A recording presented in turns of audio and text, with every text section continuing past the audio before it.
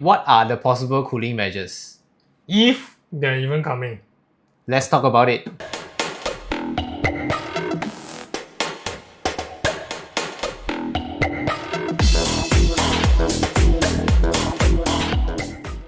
So why is there this topic even in the first place? It's because there's been some chatter on the news front.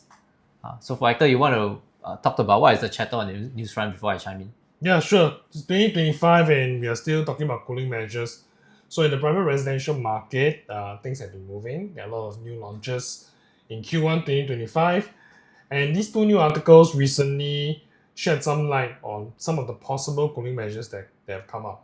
One of the articles was talking about whether cooling measures in the form of an LTV or seller stamp duty might come into play, and another suggesting that first-time property owners may be subjected to an additional buyer stamp duty of 5%. So maybe I elaborate a bit about what is the key insights in this article, then we can bounce some ideas on it. Okay, for the first article that Hector talked about, it's actually based off a Morgan Stanley report, right? So the analysts talked about Singapore facing the risk of a new property curbs. Okay, based on the observation that buyers are flipping units that were averaging out 21% in profit from 2023 to 2024, right? Citing that this is higher than historical levels. So in this article, the analysts specifically pointed out that the cooling measure that should be introduced or could be introduced without hurting genuine first-time home buyers is toying with the idea of increasing the seller stamp duty, or even increasing the years in which the seller stamp duty kicks in. So I think in terms of the types of cooling measures, there are several levers across the years that we have experienced. We have experienced a reduction in the loan to value. We have experienced the introduction of a seller stamp duty. We have introduced the revision of TDSR, as well as the additional buyer stamp duty for second, third property onwards.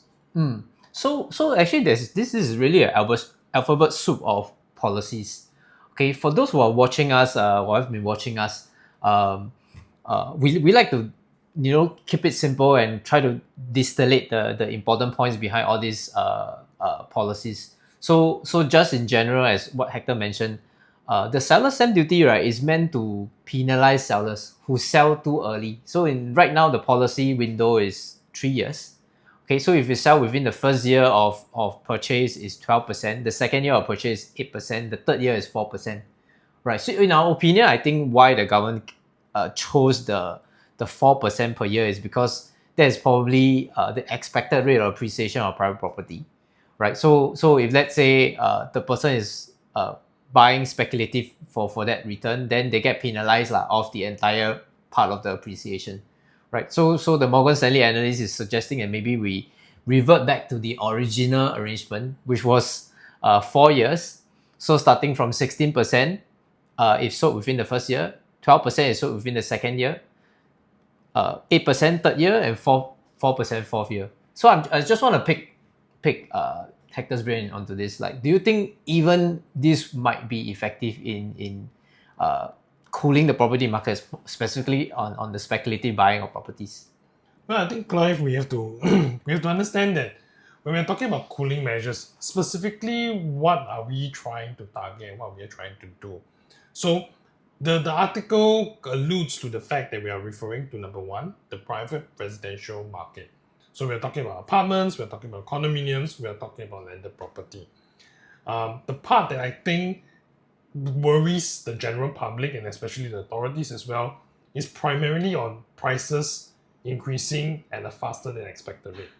There's a lot of demand that is driving up prices in the private residential market.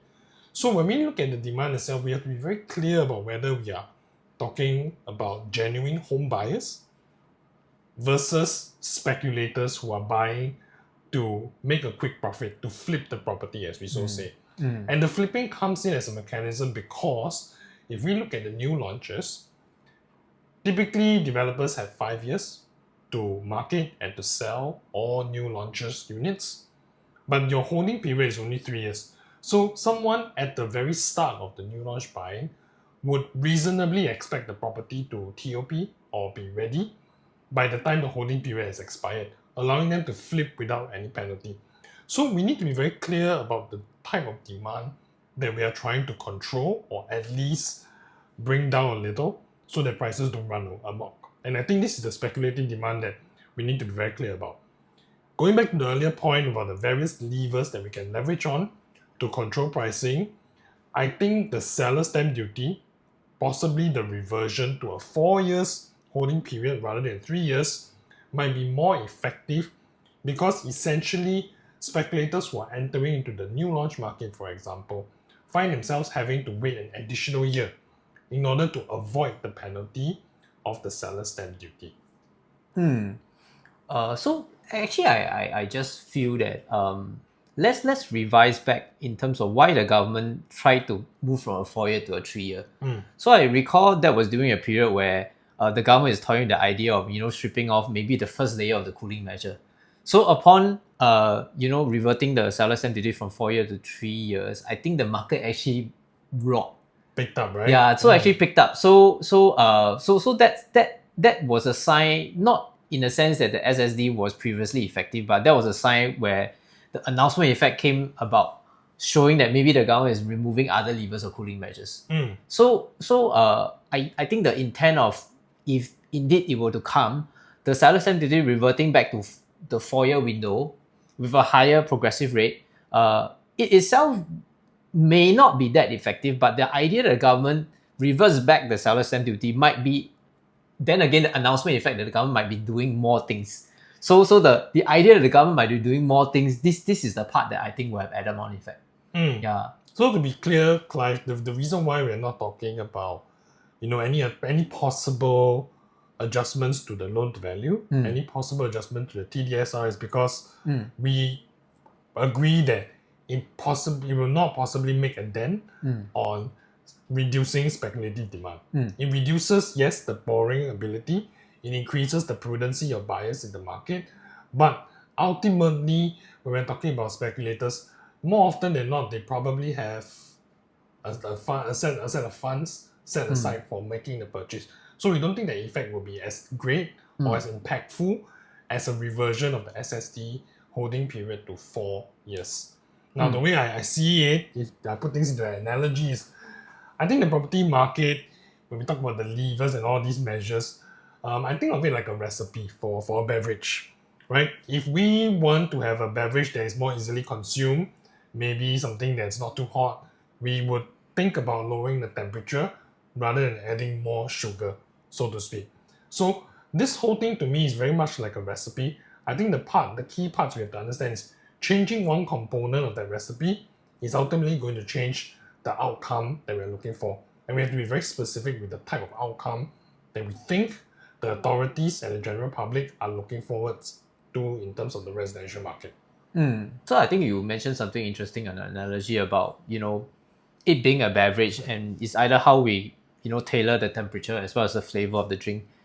Because I want to show in the idea that, could there even be unintended consequences of increasing the seller stamp duty, right? So window period, meaning that if, let's say, the government lengthens it to 4 years, so it actually prevents the supply of, the units to be marketed, so it could also, affect the supply in the short term, hence having the unintended side effect of increasing the price. So back to Hector's point, I don't think there is like that one specific magic pill or the cooling measure that could slow down housing price. So Right. to wrap things up on the two news articles, Clive, I think you shared earlier with me as well offline that you had a creative way of adjusting some of these levers potentially. So the hypothetical question is this, right? Just for the audience to know as well. If you could make adjustments to anything, LTV, TDSR, SSD, what would you do so that we don't penalize first-time home buyers who are in genuine need, but we also have a small curb on speculative demand because we are worried prices may run amok? Actually, the idea came about, right, because I was looking at the second article. And when I was looking at the second article, actually a bit of frustration set upon me. So let me just provide a context to everybody on audience on this. Right. The second article is by this business ties correspondent. right? We will post the article on the screen, right? He suggested that let's impose a 5% additional buyer stamp duty for transactions over $1 million, right? So why I have this sudden surge of frustration is, I think, number one, right? If any of your audience who haven't even purchased a house, right? So how is that 5% additional buyer stamp duty on transactions over $1 million gonna be beneficial to you, right? Yeah. And that one Hector will answer in a bit. And second, right, the idea of additional buyer stamp duty is understood in the market mainly for your second property purchase. So as you know that right now the first time home buyers, as long as you're local, you don't need to pay additional buyer stamp duty. You just need to pay this thing called a buyer stamp duty, and it's a tiered buyer stamp duty from 1% for the first 180K, 2% on the next 180K, 3%, 4%, and so on and so forth, right? So this business science correspondent suggesting there's a 5% for over $1 million. I remember when I hear this, is like whoever that would whichever government will impose this measure, I think people will just vote for the alternative. Yeah, I think that's a, to me, I wouldn't say exactly it's a violation, but if this did happen, where there's a 5% ABSD on top of the initial buyer stamp duty for your first home purchase, I think I would be right to say that there will be a lot of unhappiness in the general public. So I don't think necessarily that's the measure to go. It doesn't serve any purpose other than to increase tax revenue, which again, going back to the property market, does not help in curbing speculative demand. So we made the distinction between genuine home buyers and speculative demand, and where we think potentially a reversion of the SST back to 4 years could be a viable solution. There could be a tweaking of the percentages, but it could be a viable solution to curbing down speculative demand, making sure that property prices are growing at a sustainable rate. So now I just want to kind of pivot from this news article. So we talked about cooling measures that can potentially come in various forms. May happen this year, may happen next year. Your guess is as good as ours. But we also want to bring in place for genuine home buyers, like the way we deal with cases, the way we deal with customers is very, very important. So fundamentals of purchasing a home, fundamentals of selling a home is key to our interactions with all our customers. I just want to take a moment here to kind of reflect and let everyone know how we handle cases, right? So before Hector comes in, I was just trying to chime in on, like, we kind of have, after reading this article by this business science correspondent, we kind of have, if indeed there was this one measure that could, I mean, this change in the policy thinking that wouldn't affect genuine first-time home buyers, as well as, not saying the other buyers are not genuine, as well as maybe experienced buyers slash, speculative buyers, there might be a need to, have a less one-size-fit-all, taxation structure or stamp duty structure for all buyers in the market. Yeah. So back to Hector's point just now, we were talking the idea that perhaps there could be like relaxed financial restrictions, okay, for Singaporeans who haven't really purchased their first home before. That means we might be reverting back to, right now the loan to value ratio is 75%. Maybe first time home buyers who have never purchased their first time home buyer local who have never purchased a home before can have a preferential loan to value ratio at 80%. So now we have a total debt servicing ratio at 55%. That means only 55% of the income can be used for all loans. Maybe we can increase it to 60% for the very first time home buyer. So some of the ideas we're thinking of is maybe how do we make sure that we cool the property market without hurting the locals, right? Because the Business Time article was like, this correspondent was talking about a measure they will obviously affect the whole first time buyer. Yeah, so that got us thinking right? So please don't penalize first time home buyers. That's right. That's the key point that we're trying to drive at. But now, Clive, we want to provide an audience with an understanding as well and an insight into how we conduct our business. So I'll just start off with a little bit about what this all means for you as a consumer. If I'm taking the perspective of a buyer in today's market, be it whether cooling measures are in place, be it whether you agree with the regulations and the policies, ultimately housing is a primary need. Your family needs housing, you need housing, you might be starting your own family as well. So how we conduct our business is always, as an initial first step, we try to understand what the customer's needs are. And I want to emphasize on the word needs a lot. So be it whether it's your first home purchase or whether this is an upgrade path for you, as a buyer, when we interact with you, understanding your needs allow us to give you a tailored approach in terms of our consultation. We are able to offer an advice that is best suited both within your financial means as well as your aspirational needs for the family. This could take the form of, say, you're starting a family, your children needs to go to a certain primary school, and we know some of this distance does help because there's a distance-based registration involved in some of the popular primary schools in Singapore. The second thing that we like to do is to also have a very holistic approach to each customer's circumstances.